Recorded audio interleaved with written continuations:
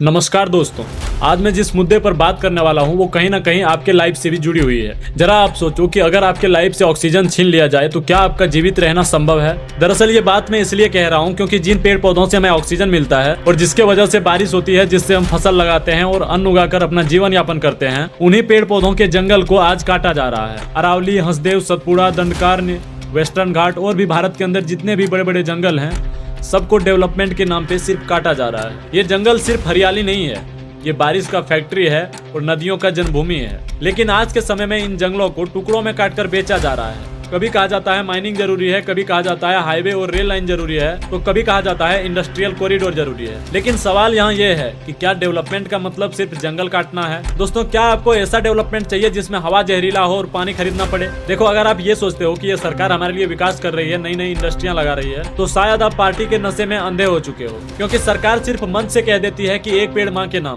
लेकिन वही सरकार लाखों पेड़ को कंपनी के नाम पर कटवा देती है। अगर आप सरकार के हाँ में हाँ मिला देते हो तो यहाँ पर आपको ऑब्जर्व करने की जरूरत है, क्योंकि इस देश के सरकार ऐसे हैं कि वो एक हाथ से एक छोटा सा पौधा लगा देते हैं, लेकिन दूसरे हाथ से लाखों पेड़ काटने के लिए कुल्हाड़ी आगे बढ़ा देते हैं। इस देश के लोगों को ये समझना चाहिए कि एक पेड़ माँ के नाम का नारा कोई पर्यावरण का संरक्षण नहीं है, बल्कि इस देश के जनता को गुमराह करने का एक साजिश है। देखो, सरकार जो बोलती है ना कि ये जंगल खाली है, वो जंगल खाली है, इसको क्लीन करके यहाँ एक इंडस्ट्री लगाएंगे, तो जंगल असल में कोई खाली नहीं होता है। हर एक जंगल में आदिवासी रहते हैं। अब ये मायने नहीं रखता कि वो छोटे से घर बनाकर रहते हैं या बड़ा घर बनाकर रहते हैं। आदिवासी लोगों का मानना है कि वो जिस जंगल में रहते हैं वो पूरा जंगल उन्हीं लोगों का माना जाता है, क्योंकि उन लोगों का संस्कृति, पूजा पाठ, खाना सब जंगल से ही जुड़ा होता है। और जब इन लोगों से वो जंगल छीन लिया जाता है तब ये लोग विवश होकर हथियार उठा लेते हैं और इन्हीं लोगों को सरकार माओवादी घोषित कर देते हैं और एक दिन मार दिया जाता है। चलो, आदिवासी तो कहीं और भी जाकर बस जाते हैं, लेकिन जानवर, हाथी, भालू, शेर, चीता सब शहर की तरफ भागने लगते हैं और दहशत करने लगते हैं, क्योंकि उनसे उनका घर छीना जाता है।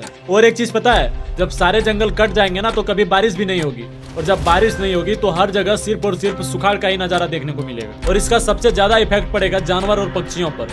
मतलब कुल ले देकर संसार पूरा रंगहीन हो जाएगा। इस बात को समझ लेना कि सरकार आते जाते रहेगी और पार्टियां बनेंगी और बिगड़ेंगी, लेकिन अगर जंगल नहीं बची तो ये देश नहीं बचेगा, ये संसार नहीं बचेगा। अब सरकार से मेरा सीधा सवाल ये है कि क्या कॉर्पोरेट का मुनाफा जनता की जिंदगी से ज्यादा जरूरी है? अगर सब कुछ ऐसे ही बिक जाएगा तो आने वाली पीढ़ियों को क्या जवाब देंगे हम? आज अगर हम चुप रह गए तो आने वाले समय में आने वाली पीढ़ियों के सामने जंगल के बारे में बात करने में भी हमें शर्म लगेगी। इसलिए जितना हो सके इस वीडियो को शेयर करो, आवाज उठाओ और सवाल पूछो सरकार से, क्योंकि जब ये जंगल बचेगी तभी हम बचेंगे।